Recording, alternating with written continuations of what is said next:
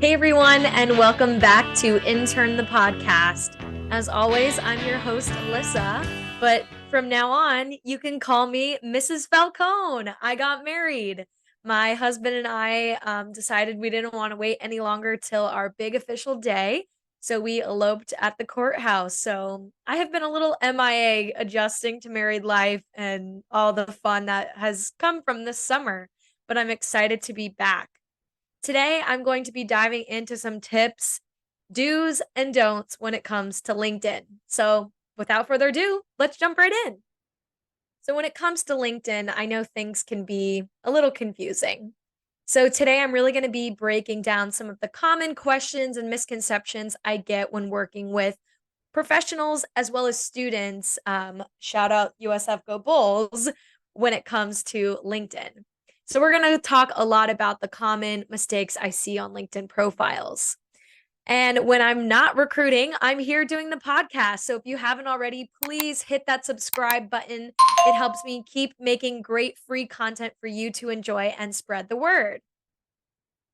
All right. So the first thing when it comes to LinkedIn is making your objective. So I always like to give you some fun real life examples. And as you guys know, if you follow me here on YouTube, I really love Star Wars, Marvel, and all of the nerddom in between. So there's going to be a lot of nerdy stuff in my presentation today.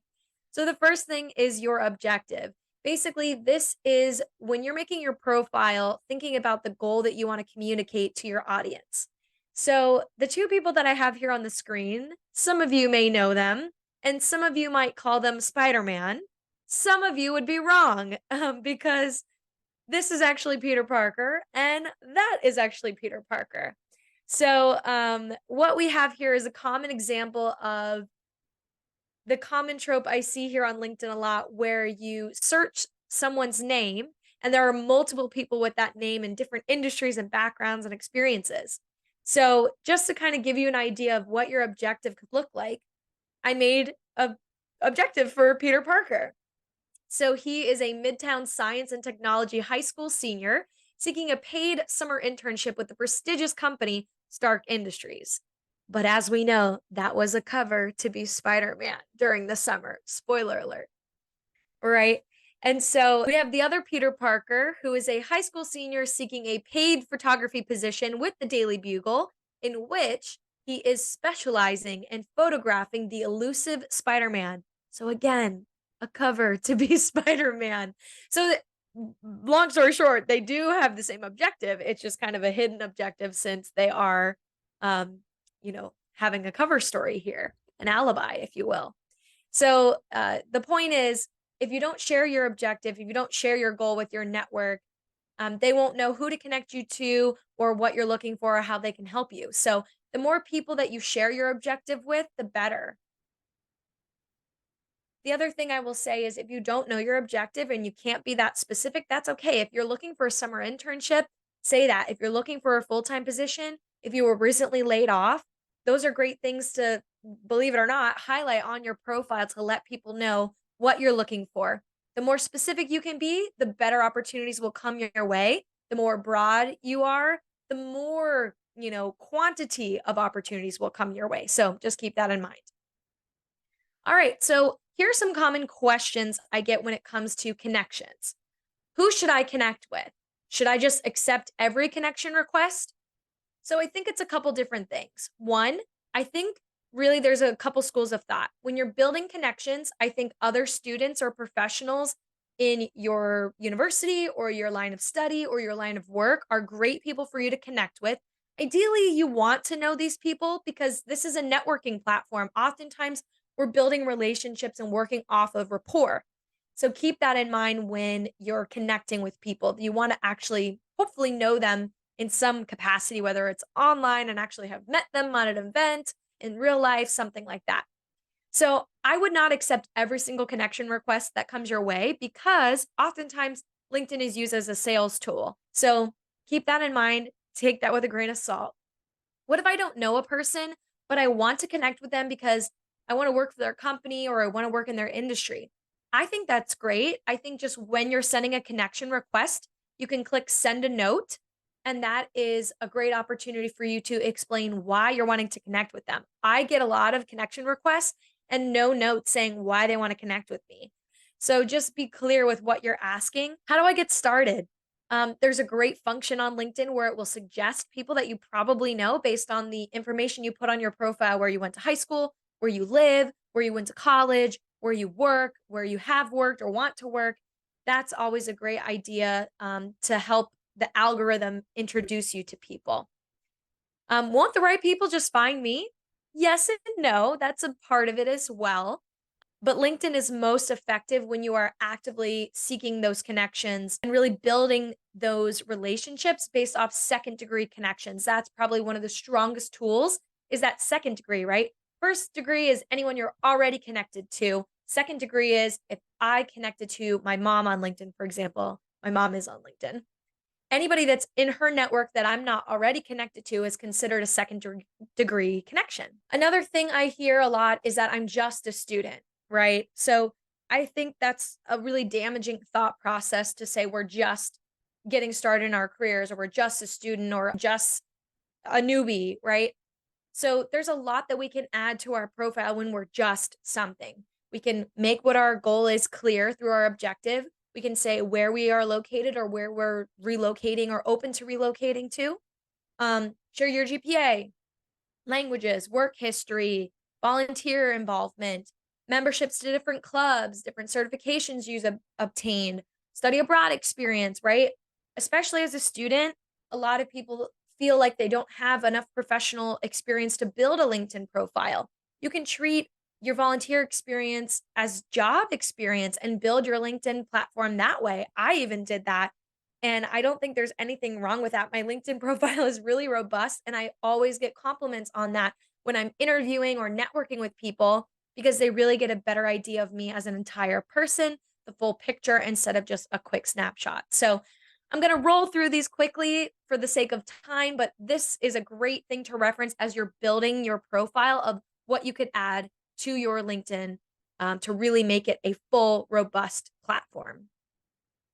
And if you can't think about it for yourself, think of some other college students or wizarding students that have had some great experiences that we can rely upon to give us examples in our life.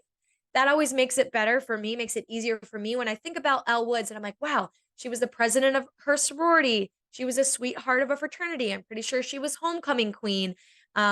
She had a 4.0 GPA in fashion merchandising, right? So all these little things add up into a professional profile as well. We know, Harry Potter was the Triwizard Champion. Take that for with you what you will, right? And then obviously even have Chloe from Pitch Perfect played by Brittany Snow, who was in the Barden Bellas and won a championship. So just great things to add to your profile. You would think show choir or a cappella groups might not be something that's great. It is. It shows that you know how to manage your time and you're competitive. That's something that any employer would enjoy. All right, the next one that's very strong is keywords. The sooner you put it on your profile, the sooner it will match with the algorithm. So if you have keywords in your professional name, like an MBA, for example, if that is something you can add to your professional name, add it in there. If they're searching for an MBA graduate, then your profile will match the LinkedIn algorithm. Some other places you can add keywords is your headline, your target job title or current or previous job title, again, the location, some skills, industry specific jargon or strengths, software or hardware that you've used, right? So if you have experience in Google Drive, Microsoft Office Suite, things like that, you can add that into your LinkedIn profile. Any languages, whether that is a software language or is a spoken language like Spanish, English, Russian, to name a few. And any awards or accolades that you're proud of, you can definitely make sure to pepper in those keywords like award winning recruiter, things like that throughout your profile. And again, when in doubt, think of keywords that Beyonce would use on her LinkedIn profile, right? She's a Grammy winner. She's accomplished a lot. She's been a Super Bowl performer, right? So there's some really great accomplishments we could highlight in the keywords in her professional profile. So here are some examples. We have a marketing/sales student with experience in B2B sales, cold calling, and Salesforce, seeking a sales representative role in the spring of 2024. Then, just to give you a transparent example, here's my headline. I'm the director of selection. I feel that I am a community and talent connector. So I connect the community to talent and talent to the community. I'm a mentor to professionals as well as students. I'm a certified diversity professional. And if you didn't know, I'm a podcast host, right? So again, more examples, more pop culture here. We have Bad Bunny or Benito, bilingual singer and actor, Grammy Award winner, Super Bowl performer, and he won the MTV Video Music Awards Artist of the Year in 2022. So huge accomplishment, great thing to put in his headline, some keywords there. When writing a summary, you want to do it in first person voice, not third person. So first person would be, my name is Alyssa Nichols or Alyssa Falcone. Instead of third person, Alyssa Falcone is blah, blah, blah, blah, blah, right? So first person is better. We're reading your profile. Hopefully you wrote it and not your assistant. The next tip I have here is around hook. So when I was in English class in high school, my teacher always said, hook, la, la, la, la, la, la, la, thesis. So it's kind of the same idea with your summary. You want to hook them in with a catchy opening statement. And mine is, hi, nice to meet you. I'm an energetic award-winning recruiter, something like that, right? And so I feel like that tends to draw people into a conversation. Then I kind of have my la, la, la, la, la, la, la. Your call to action in this example is your thesis, right? Your mission statement, your call to action. Thinking of things that you should add. What makes you unique? I host a podcast. I've had an Etsy store. I have an entrepreneurial spirit, right? What am I seeking? Talk about the roles that you're looking for. Inject your personality. Talk about your hobbies, things you like to do outside of work. Highlight your accomplishments and pepper in more keywords. So again, another example we have here is Tiana from Princess and the Frog. So here's Tiana's summary. I'm an ambitious young entrepreneur raising capital for my first restaurant, Tiana's Place. For over 20 years, I've been a student of the art of cooking. I currently work 2 full-time serving jobs and have many satisfied regulars. When I'm not working, I love listening to jazz music, taking in the scenery of the bayou, and trying every recipe in the family cookbook. If you would like to reach me, please send me an email. And I'm pretty sure her email and her profile contact information is like frogkisser88@gmail.com, something like that, right?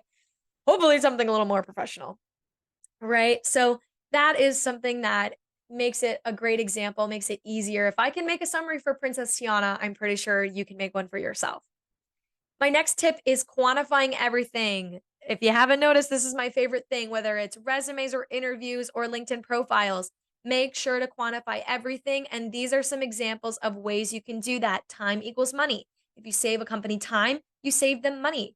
Tiana talked about customer satisfaction and regulars, right? If you exceed goals, if you meet targets, if you create content, if you increased awareness, right? These are all really great examples that you can share on your profile of how you have provided value. All right, some rapid fire tips. If you haven't already, definitely use the personalized URL. I'm going to show you a step-by-step how to do that shortly. Grammar and spelling. You might have seen on my slides. I don't know if you could see it when I was sharing the Grammarly logo. I can't promote this enough. It's a free tool, and I believe there's a paid version as well, but there is a free version that you can install as a plugin to Chrome or your browser or Word documents or whatever. And it will actually give you suggestions on your writing style, and it will also correct any spelling or grammar mistakes. For example, when I'm using Microsoft Outlook for sending emails, it doesn't always catch my grammar and spelling, but if I use Grammarly, it will. So it's a great way to double check some of those spelling errors. Recommendations. Ask for I'm going to show you how to do it. Last but not least, make sure you utilize every single profile section and you have a professional looking picture or headshot. My current one is from a conference I just went to, but most of the time, my pictures have either been professional from a family photo shoot or a headshot photo shoot, or I just have somebody take my iPhone and take a picture of me wearing a professional outfit with a blazer, nice hair and makeup done on a solid background. It doesn't have to be these AI fancy generated photos. It can be a real life picture. It should look like you. All right. So in order to request a recommendation, I'm going to show you I'm connected to Trina O'Connell at Northwestern Mutual. So if I go to her profile and I click more, it's going to drop down into request a recommendation. So then I'm going to click there. It's going to take me to this screen, and currently Trina manages me directly. So how do I know her? I click relationship in the drop down that she managed me directly. Position at the time, I'm currently the director of selection. And then in the personalized message, I would say, "Hi, Trina, would you write me a recommendation, please?"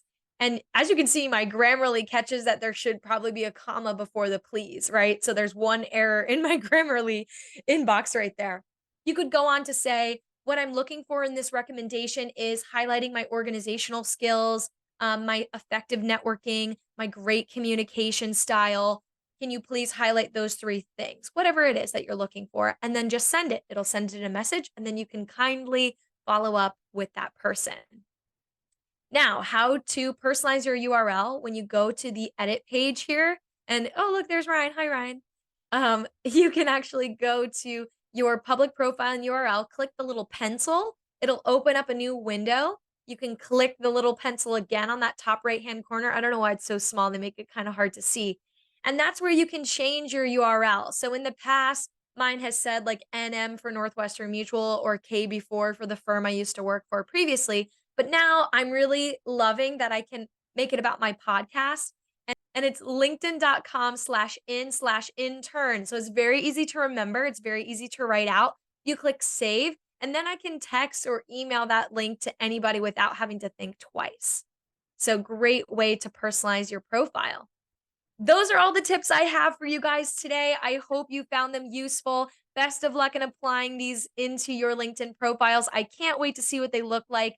Please connect with me on LinkedIn. Ask me for feedback. I love networking, that abundance mentality, meeting people, giving them feedback. Thank you guys so much again for being here today. Have a great rest of your week, and let's help all of each other in turn. Have a great week, guys. Bye.